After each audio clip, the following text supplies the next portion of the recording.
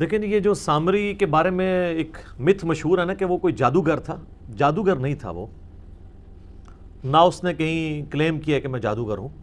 ایک شعبدہ باز تھا وہ، جس نے سیدنا موسیٰ علی نبینا وعلیہ الصلاۃ والسلام کے کوہ طور پہ جانے کے بعد ان کی امت کو، ظاہر ہے کہ وہ آپ علیہ السلام کے صحابہ کرام ہی تھے، فتنے میں مبتلا کر دیا، اس حال میں کہ ان کے اپنے چھوٹے بھائی، بلکہ بڑے بھائی، منصب نبوت کے اعتبار سے چھوٹے تھے، عمر میں ان سے بڑے تھے، سیدنا ہارون علی نبینا وعلیہ الصلاۃ والسلام، وہ بھی ان میں موجود تھے. اس کے باوجود اس نے اس قسم کا فتنہ ان میں ڈالا کہ وہ قوم بنی اسرائیل جو ہے وہ اس فتنے کے اندر مبتلا ہو گئی. یہ جو سامری کا واقعہ ہے یہ سورہ طٰہٰ کے اندر ڈیٹیل کے ساتھ آیا ہے. قرآن حکیم کا یہ جو پورشن ہے اس کی ہم آیات کور کر لیتے ہیں. پارہ نمبر 16 کے اندر جا کے یہ سورہ طٰہٰ آتی ہے. سورت نمبر ہے 20. اس میں آیت نمبر ہے 83 سے لے کے 98 تک. اس میں یہ پورا واقعہ ہے. اس کو جلدی جلدی ہم کور کر لیتے ہیں تاکہ سمجھ آ جائے کہ یہ واقعہ ہوا کیا تھا. سورۃ البقرہ میں تو اس کا اجمالاً ذکر ہے، صرف اتنا کہ یہ جو لوگ مرتد ہوئے تھے، جنہوں نے بچھڑے کو رب مان لیا تھا، ان کی سزا اللہ تعالیٰ نے یہ مقرر کی تھی کہ ان کو قتل کیا جائے گا. تورات میں اس کا ذکر ملتا ہے کہ یہ 3000 کے قریب لوگ تھے. اب ظاہر ہے وہ ٹیمپرڈ فارم میں ہے، بعض اسرائیلی روایتوں میں 70,000 ہے، بعض یہ ہزاروں کی تعداد میں تھے جو ایک دن میں قتل کیے گئے تھے. اور ہر قبیلے والے کو کہا گیا تھا کہ وہ اپنے قبیلے کے اس بندے کو قتل کرے جس نے یہ کفر کیا ہے. بلکہ سورۃ البقرہ میں آیا کہ تمہارے رب کے حضور تمہاری توبہ کا طریقہ ہی یہ ہے کہ تم اپنوں کو قتل کرو. ہر قبیلے والے اپنے اپنے قبیلے والے ان لوگوں کو قتل کریں جو مرتد ہو گئے تھے. دوسروں سے کرواتے تو پھر وہ قبائلی تعصب جنم لے لیتا، چونکہ 12 قبائل تھے. اور اس میں الفاظ ہیں کہ تم اپنوں کو قتل کرو. تو وہ اپنوں جو ہے وہ با محاورہ بات ہو رہی ہے کہ اپنے قریبی لوگوں کو خود قتل کرو. بعض نے کہا کہ اپنوں سے مراد ہے کہ خود اپنے آپ کو قتل کرو. وہ کہتے ہیں جی انہوں نے زمین میں تلواریں گاڑ لیں اور اس کے اوپر اپنے آپ کو گرا لیا. تو یہ ایک دور کی بات ہے، اس طریقے سے اپنے آپ کو قتل کرنا ایک مشکل کام ہے. تو وہ اپنوں کو قتل کرو، مراد یہ کہ اپنے قبیلے کے لوگوں کو قتل کرو. تو یہ قتل مرتد کی سزا تھی. اور اس میں الفاظ ہیں سورۃ البقرہ میں کہ یہ تمہارے رب کے حضور تمہاری توبہ کا ذریعہ ہے. باقی ڈیٹیل واقعہ کہ یہ کیوں ہوا تھا سورۃ الاعراف میں بھی ذکر ہے، لیکن جس شان کے ساتھ سورہ طٰہٰ میں آیا نا اور کسی صورت میں نہیں. آیت نمبر 83 سے اعوذ باللہ من الشیطان الرجیم. وما اعجلک عن قومک یا موسیٰ، اے موسیٰ تجھے کس چیز نے عجلت میں ڈالا کہ تو اپنی قوم کو چھوڑ کر میرے پاس آ گیا. اس میں بھی آگے آئے گا، سورۃ الاعراف میں بھی آیا کہ اللہ تعالیٰ نے ان سے وعدہ کیا تھا 30 دن کا کوہ طور پہ ملاقات کا. یعنی ان کی آپ سمجھ لیں وہاں پہ پوری ٹریننگ ہونی تھی. اور یہ واقعہ ہے جب وہ بنی اسرائیل کو لے کر نکلے ہیں اور وہ سمندری جھیل عبور کی ہے. وہ کئی ایک جھیلیں تھیں جن کو اب جوڑ کے نہر سوئز بنا دی گئی ہے. اور اس کے بعد یعنی بنی اسرائیل جو ہے وہ فرعون سے نجات پا چکے ہیں اور وہ شام کی طرف جا رہے ہیں. اور راستے میں کوہ طور پہ یہ معاملہ ہوا کہ اللہ تعالیٰ نے انہیں بلایا اپنے پاس 30 دن کے لیے، پھر بعد میں بڑھا کے اسے 40 دن کر دیے. اسی سے وہ تبلیغی جماعت والوں نے بھی چلہ نکالا ہے نا کہ حضرت موسیٰ علیہ السلام کا بھی، پر او چلہ اور تھے اے چلہ اور. ٹھیک ہے جی، اس لیے کہ وہاں پہ تو کتاب اللہ سکھائی جا رہی ہے، یہاں علماء کی کتابیں سکھائی جاتی ہیں.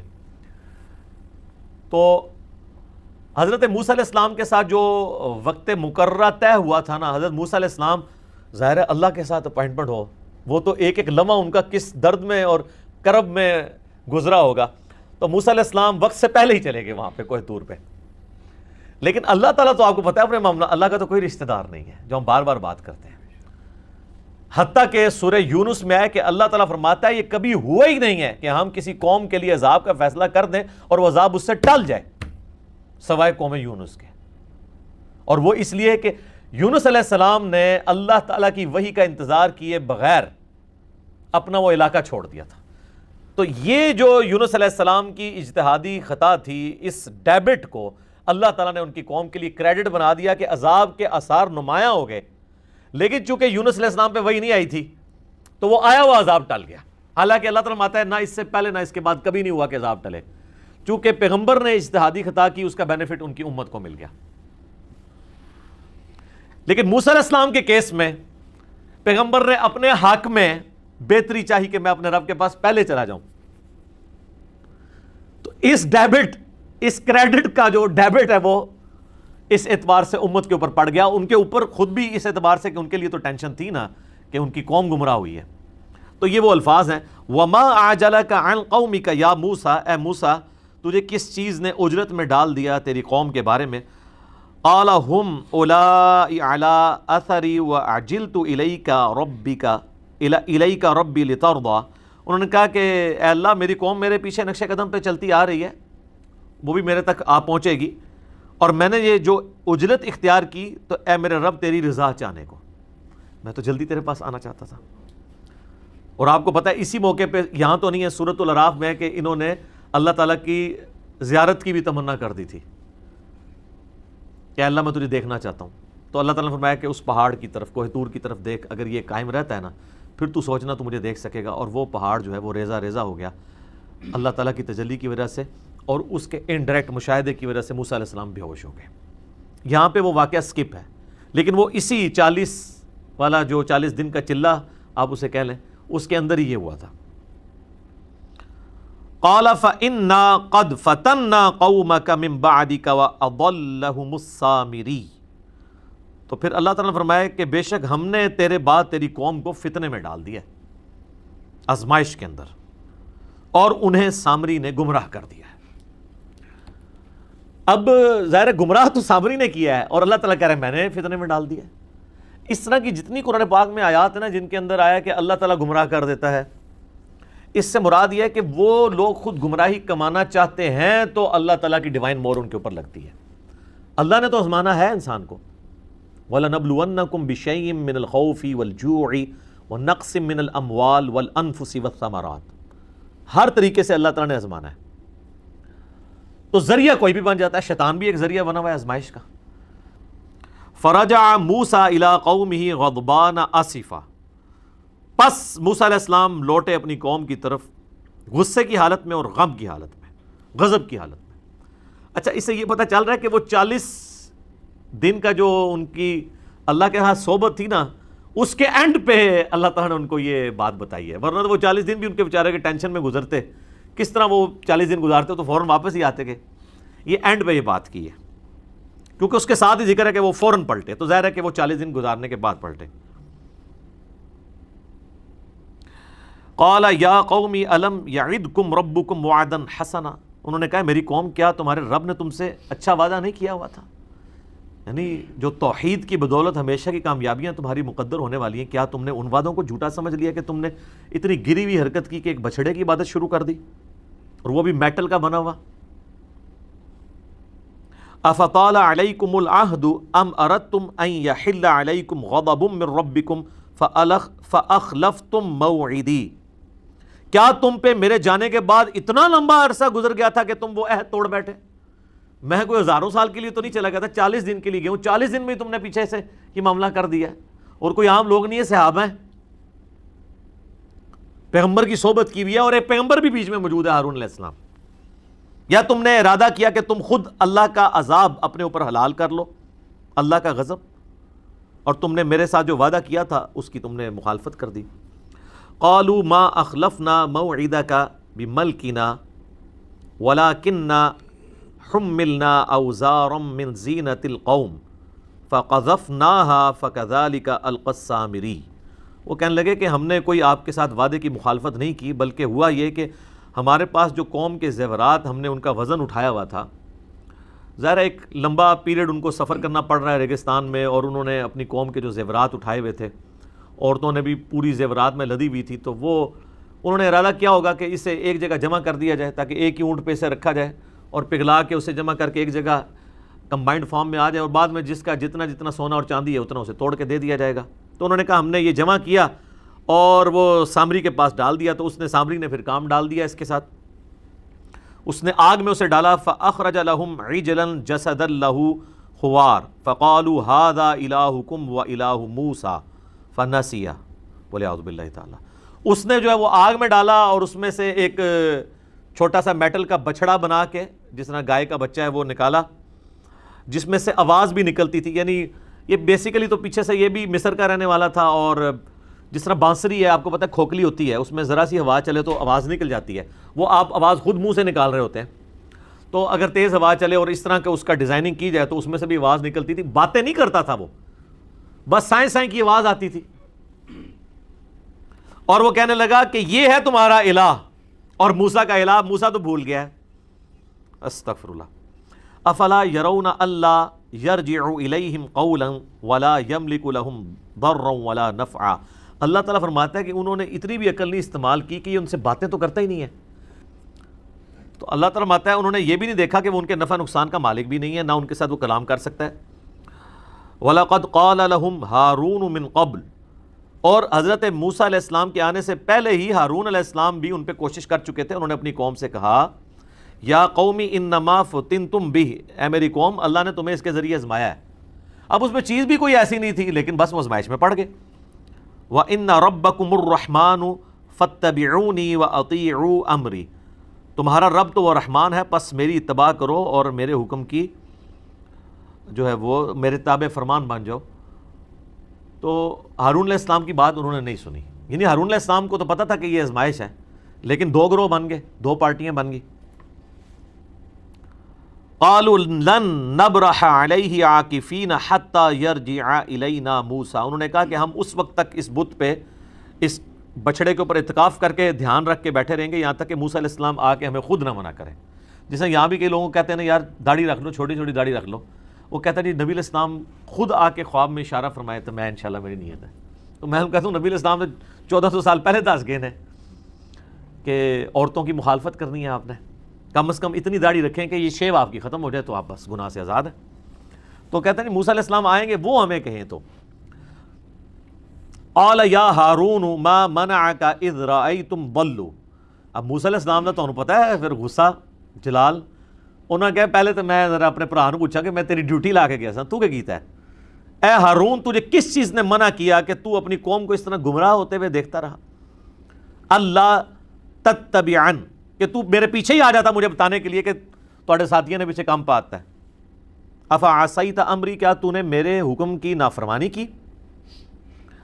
قال یا ابن ام لا تأخذ بلحیتی ولا برأسی. انہوں نے کہا اے میرے ماں جائے, یعنی ایک محاورتاً بات کہ ہم دونوں کی ماں ایک ہے, یعنی ہم سگے بھائی ہیں آپس میں, مت کھینچ میری داڑھی اور میرے سر کے بالوں کو.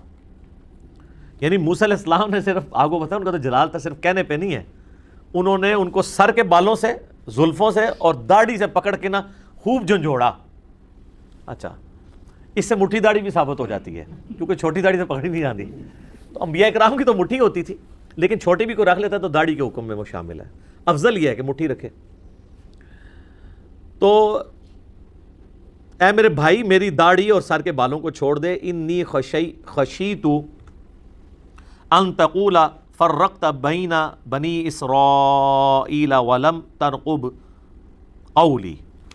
تو انہوں نے کہا کہ مجھے یہ ڈر ہوا کہ تو مجھے یہ نہ کہہ دے کہ تو نے جو ہے وہ میرے جانے کے بعد بنی اسرائیل میں تفرقہ بازی ڈال دی ہے, اور میرے جو تمہارے ذمہ میں ڈیوٹی کر کے گیا تھا تم نے وہ ڈیوٹی نہیں پوری کی. کہ ان کو یہ بھی خطرہ تھا کہ میں اگر نکل جاتا ہوں پیچھے حالات مزید نہ خراب ہو جائیں, تو میری موجودگی سے کم از کم میرے حامی جو ہیں وہ تو ایٹ لیسٹ اس کام سے رکے رہیں گے نا. تو موسیٰ علیہ السلام یہ اجتہاد کر رہے تھے کہ تمہیں مجھے آگے بتانا چاہیے تھا.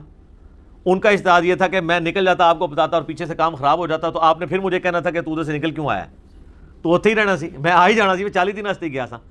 تو اچھا اس سے یہ بات پتہ چلی کہ اجتہادی معاملات میں پیغمبروں میں بھی اختلاف ہو سکتا ہے. یہ اجتہاد ہوتا ہے جس میں آپ دو رائے رکھ سکتے ہیں. قال فما خطبک یا سامری. اب موسیٰ علیہ السلام جو ہے نا اصل مجرم کی طرف ہوئے کہ ہاں بھی سامری تو سنا بھی, تو ایک کام پایا. قال بصرت بما لم یبصروا به فقبضت قبضة من اثر الرسول. وہ کہنے لگا کہ میں نے ایک ایسا منظر دیکھ لیا تھا جو باقی لوگوں نے نہیں دیکھا, کہ میں نے جو رسول فرشتہ یا موسیٰ علیہ السلام خود ہی جا رہے تھے, شاید جبرائیل علیہ السلام ساتھ ہوں, یعنی یہ اس کی سٹوری ہے. اس پہ بھی اب علماء کا اختلاف ہے. کئی علماء کا موقف یہ ہے کہ یہ اس نے ایک فرضی سٹوری بتائی ہے اپنے اس کو چھپانے کے لیے, کیونکہ جو آواز نکل رہی تھی وہ تو ہوا سے نکل جاتی ہے, یہ نہیں ہے کہ اس سے کچھ ہوا. بعض کہتے ہیں نہیں فزیکلی ہو سکتا ہے کہ اللہ تعالیٰ نے اس قوم کو فتنے میں ڈالنا تھا, تو جبرائیل علیہ السلام کے گھوڑے کے جو جہاں پاؤں لگ رہے تھے وہاں کے اس نے کوئی مٹی اس میں سے اٹھا لی فنبذتها وكذلك سولت لی نفسی، تو بس اس نے اس میں اس کو ڈال دیا. وہ کہتا ہے یہ میرے جی نے مجھے یہی پٹی پڑھائی تھی. قال فاذهب فإن لك في الحياة ان تقول لا مساس. تو موسیٰ علیہ السلام نے اسے بددعا دی کہ نکل جا، دفع ہو جا ادھر سے، اب پوری زندگی یہ تیری سزا ہے کہ تو لوگوں سے یہ کہے کہ مجھے کوئی نہ چھوئے. اس کو اللہ تعالیٰ نے ایک بیماری لگا دی. بعض کہتے ہیں جزام کی بیماری تھی، اور ایسا جزام لگا، کوڑ کا مرض ہوا کہ اگر اس کو کوئی ہاتھ ٹچ کرتا تھا نا تو اس کو بھی تیز بخار ہوتا تھا، اور جو ہاتھ لگاتا تھا اس کو بھی تیز بخار، یعنی اسے بھی اس اذیت سے گزرنا پڑتا تھا. تو ہر وقت اس کی زبان پہ یہ ہوتا تھا مجھے کوئی ہاتھ نہ لگائے، مجھے کوئی ہاتھ نہ لگائے. یعنی اس کے ہاتھوں نے جو غلط کام کیا تو اللہ تعالیٰ نے اسے یہ سزا اس پہ مسلط کر دی پوری زندگی کے لیے. وَإِنَّ لَكَ مَوْعِدًا لَن تُخْلَفَهُ وَانظُرْ إِلَىٰ إِلَٰهِكَ الَّذِي ظَلْتَ عَلَيْهِ عَاكِفًا. اور ان کا کہ بے شک تیرے ساتھ جو وعدہ ہے نا اس کی کوئی خلاف ورزی نہیں ہوگی، دنیا میں بھی عذاب، آخرت کا بھی عذاب ابھی تیرا باقی ہے. اور اب دیکھ کہ میں تیرے بنائے ہوئے اس جھوٹے الہ کے ساتھ کیا کرتا ہوں جس کے اوپر تم لوگ اعتکاف کر کے بیٹھے ہوئے تھے. لَنُحَرِّقَنَّهُ ثُمَّ لَنَنْسِفَنَّهُ فِي الْيَمِّ نَسْفًا. میں اس کو آگ لگاؤں گا اور اس کی راکھ جو ہے سمندروں میں، خشکیوں میں بکھیر دوں گا. یعنی وہ جو بچڑا بنایا ہوا تھا اس کو وہ ختم ہی کر دیا، وہ زیور بھی ان سے جاتے رہے. ظاہر ہے یہی کچھ ہی ہونا چاہیے تھا جو کچھ انہوں نے کیا. انما الہکم اللہ الذی لا الہ الا ہو. تمہارا الہ تو نہیں ہے مگر وہی ایک اللہ، صرف وہ ایک اللہ جس کے سوا کوئی معبود نہیں ہے. وسع کل شیء علما. اور اللہ تعالیٰ نے، اس نے، اللہ یعنی وہ ہستی ہے جس کے علم کی وسعت نے ہر چیز کو گھیرا ہوا ہے. کذالک نقص علیک من انباء ما قد سبق. اے نبی علیہ السلام اس طریقے سے ہم آپ کے اوپر وہ واقعات بیان کر رہے ہیں جو آپ سے پہلے گزر چکے ہیں. وقد آتیناک من لدنا ذکرا. اور بے شک ہم نے آپ کو اپنی طرف سے ایک نصیحت والی چیز یعنی قرآن عطا فرمایا. یعنی یہ نبی علیہ السلام کے نبی ہونے کی دلیل ہے کہ آپ علیہ السلام کی پیدائش سے 1400 سال پہلے کا یہ واقعہ ہے. حضرت موسیٰ علیہ السلام کا یہ جو پورا واقعہ ہے، اور وہ نبی علیہ السلام جنہوں نے کوئی دنیاوی تعلیم حاصل نہیں کی ہوئی، اس کے باوجود ان واقعات کو ٹائنیز ڈیٹیل تک ایکوریسی کے ساتھ بیان کر رہے ہیں. یہ نبی علیہ السلام کے نبی ہونے کی دلیل ہے. باقی اس کا ایک پہلو ہے کہ یہ تو قرآنک ورژن ہے اس واقعے کا. ایک اس کا ورژن ہے جو تورات اولڈ ٹیسٹمنٹ میں موجود ہے، وہ مختلف ہے. اس میں تو معاذ اللہ انہوں نے حضرت ہارون علیہ السلام کے اوپر الزام لگایا کہ انہوں نے یہ بچڑا بنا دیا تھا. جی ہاں، پھر اس میں کنٹراڈکشن بھی ہے. اس میں آپ اگر مولانا مودودی رحمہ اللہ تعالیٰ کی جو تفسیر ہے تفہیم القرآن وہ آپ پڑھیں، انہوں نے دونوں کو کمپیئر کروا کے بتایا کہ کس طریقے سے تورات کے اندر یہ ٹیمپر کیا گیا ہے، اور تورات میں آنے والے اس واقعے میں خود اتنا کنٹراڈکشن پایا جاتا ہے کہ وہ خود ایک طرح کا واقعہ بیان نہیں کرتا. اور انہوں نے بتایا کہ اگر یہ بات ہوتی تو ہارون علیہ السلام کو سب سے پہلے سزا دی جاتی، کیونکہ قتل مرتد کی سزا اگر ان لوگوں کو ہو رہی ہے تو جس نے بنایا تھا تو اس کو سزا نہیں ہوئی. رہا یہ کہنا کہ اس کو سزا قتل مرتد کی کیوں نہیں ہوئی، قتل مرتد کی سزا اگر سامری کو ہوتی تو وہ ایک دفعہ مارا جاتا نا. یہ تو پوری زندگی کے لیے اس کو کوڑ کے مرض میں اور اس عذاب میں مبتلا کر دیا، پھر یہ جنگلوں میں نکل گیا، بڑی ذلت کی موت ہوئی. تلوار مار دی جاتی تو ایک دفعہ ہی جان چھوٹ جاتی، تو اس کو اس سے بڑا عذاب ڈالا گیا. پھر بعض اوقات جو اسرائیلی علماء ہیں یہودی وہ کہتے ہیں نہیں یہ ہارون کا جو نام آیا نا تورات کے اندر، اس سے مراد یہ والا ہارون نہیں ہے، وہ سامری کا لقب سامری تھا، اس کا نام بھی ہارون تھا. اس طرح کی کئی ایک تعویلات وہ بھی کرتے ہیں. الٹیمیٹلی اس طریقے سے بنی اسرائیل کے جو واقعات ہیں جو قرآن میں آئے اور تورات میں بعض پورشن تو من ون اسی طریقے سے موجود ہیں، بعض میں کنٹراڈکشن ہے. اور یہ کنٹراڈکشن جو ہے یہ اس اختلاف کو اس امت میں اگر کسی نے ریزالو کیا نا وہ مولانا مودودی ہیں. مودودی صاحب کیا کرتے ہیں کہ قرآن میں جو واقعات آئے بنی اسرائیل کے، چاہے یوسف علیہ السلام کے واقعات ہوں، موسیٰ علیہ السلام کے واقعات ہوں، ان سارے واقعات میں کہاں کہاں قرآن غلطی نہیں کھاتا اور تورات میں وہ کنٹراڈکشن کی وجہ سے غلطی ہیں وہ ہائی لائٹ کرتے ہیں.